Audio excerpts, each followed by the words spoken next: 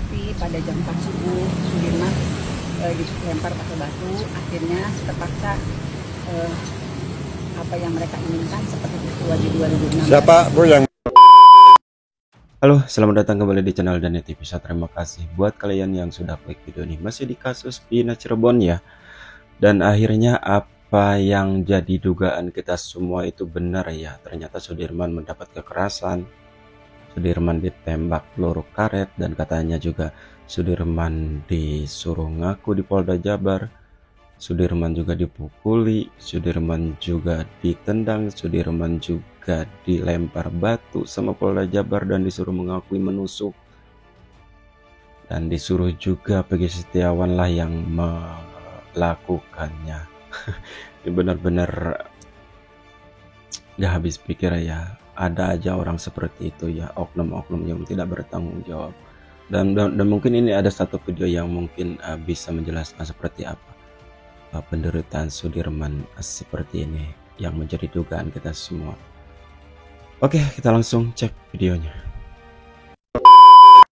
Kalau informasinya di Polda itu ketika Sudirman dibawa dari Cirebon ke Polda sampai pukul 4 pagi itu Sudirman tidak pernah mengakui perbuatannya.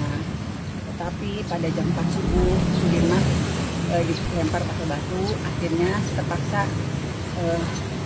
apa yang mereka inginkan seperti peristiwa di 2016. siapa bro yang melempar pakai batu? Tadi namanya siapa disebutkan tapi saya lupa namanya. Jadi masih menerima perlakuan yang tidak semestinya di Polda. Nah, kalau misalnya ada informasi Sudirman menginap di hotel itu salah besar.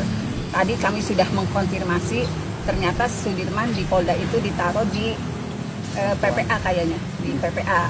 Jadi di tahanan perempuan itu dipisahkan memang, tetapi tidak pernah Sudirman sendiri tidak pernah memegang handphone karena kan isunya memegang handphone dan sebagainya, tidak, itu hanya dipinjami tetapi diambil lagi gitu. Kalau itu pun karena ada komunikasi tadi kakaknya nanya pernah nggak Sudirman ngomong udah nyaman, ternyata dia tidak pernah melakukan WA seperti itu, jadi memperlihatkan uang dan sebagainya dia juga tidak pernah paham.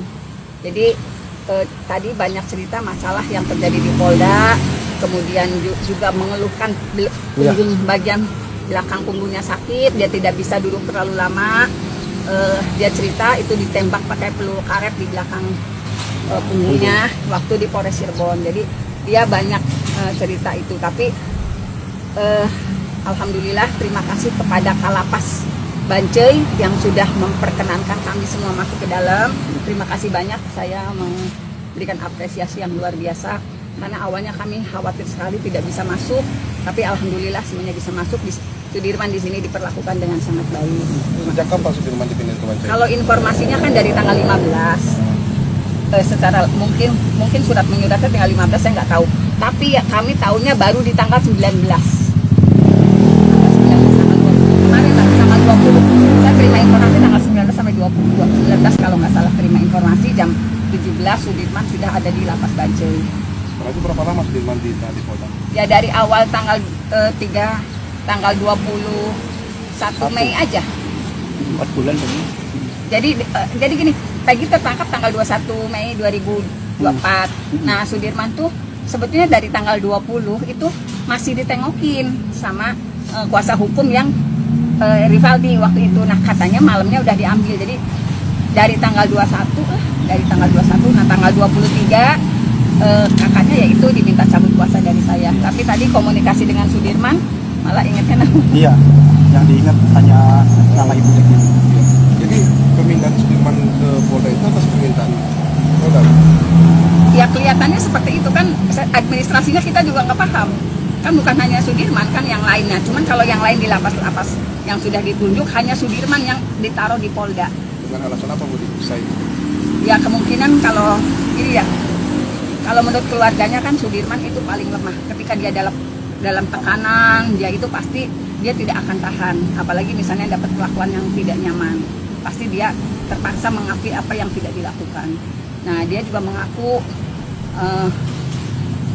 pada saat dari diambil dari lapas itu, kemudian sampai jam 4 dia diinterogasi, dia ngomong saya nggak melakukan, tapi ketika dilakukan kekerasan dia tidak tahan, gitu. Dia disiram air panas, dia sekitar ya di Polda setelah diambil dari Cirebon, kepalanya disiram air panas.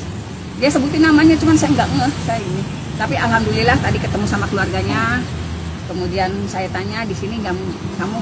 Ya semua di sini baik. Cuman dia tadi dia jadi imam, sholat. Tapi dia minta Al-Quran karena di sini nggak ada. Kami nggak sempat bawa. Nantilah coba kalau ini biar nanti dikirim. Ada pesan nggak dari Sudirman tadi? Ya intinya mah Sudirman menyatakan saya tidak pernah melakukan seperti yang di 2016 itu. Kita juga meyakini itu. Hanya karena dia dalam tekanan aja yang luar biasa. Kalaupun misalnya sekarang ada ungkapan Sudirman mengaku 6 kali, itu juga karena dalam tekanan. Karena hanya dia yang ditaruh di Polda yang waktu Peggy penangkapan itu. Nah, dengan pengakuan itu apakah akan Putri itu akan jadi kuasa hukumnya lagi atau mengambil langkah apa Bu ke depannya Bu? Ya saya sih masih berkomunikasi karena gimana pun dulu yang mengantarkan Sudirman dan keluarganya yang mengantarkan keluarganya ke Peradi kan memang saya dari awal, dan saya memang masuk ke kuasa hukum keluarga masuk.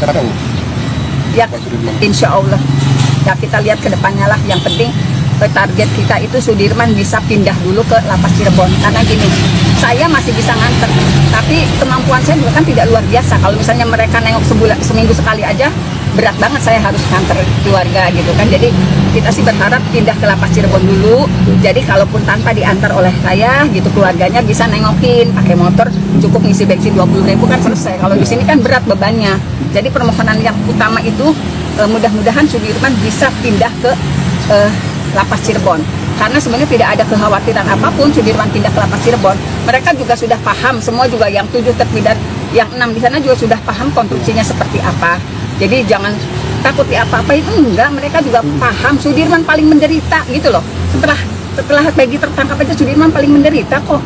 Kata siapa hidup enak, menderita Sudirman. Jadi mohon ini menjadi dukungan buat semua pihak agar Sudirman bisa dipindahkan ke lapas Cirebon. Kan tadi sempat ngomong ada kekerasan. Ya. Apakah ada bukti-bukti ya? Kalau hanya katanya kan susah juga dibuktikan Bu. Ya Mas, kalau misalnya dari dulu juga kan kita masalah kekerasan itu sudah kita coba buktikan. Tapi apa yang kita dapatkan toh anak tetap divonis. Kalau misalnya sekarang kekerasan macam ada bukti yang mana ada sih? Misalnya ada bukti video orang dikerasin, uang bukti misalnya itu video zaman dulu aja nggak ada gitu loh. Jadi misalnya kekerasan karena apa, buktinya mana? Ya nggak bisa dong ngomong seperti itu. Dari dulu juga mereka mengalami kekerasan luar biasa gitu. Tapi kan tetap aja vonisnya jatuh sekian gitu loh. Ya. Jadi diperkirakan kapan Bu kira-kira Sudirman pindah? Ya kita sih hanya mengajukan permohonan ya, eksekusinya kan kita nggak tahu. Karena Sudirmannya juga kan paham perjalanan ke sini. Kabarnya keadaan Sudirman sekarang hasilnya terjadi. Ya. Nah, Bu. Inilah jawaban kenapa Sudirman tidak bisa dihadirkan di publik, dan inilah jawaban kenapa Sudirman diketerlambatkan untuk diperlihatkan ke publik, dan susah banget ya untuk menemui Sudirman dan mau mewawancarai Sudirman. Dan akhirnya apa yang kita resahkan, apa yang kita hiraukan itu benar-benar nyata ya. Ternyata Sudirman dapat bukan hanya ancaman, dia dapat perlakuan yang tidak baik. Dia dapat perlakuan yang tidak baik ya. Dia disiksa, dia ditembak, dia juga disiram air panas. Ini benar-benar biadab yang sudah melakukannya, dan mudah-mudahan oknum yang seperti ini bisa dipecat ya dan diproses secara hukum. Oke, apa tanggapan kalian tentang video ini? Tulis di kolom komentar dan next reaction. Bye bye.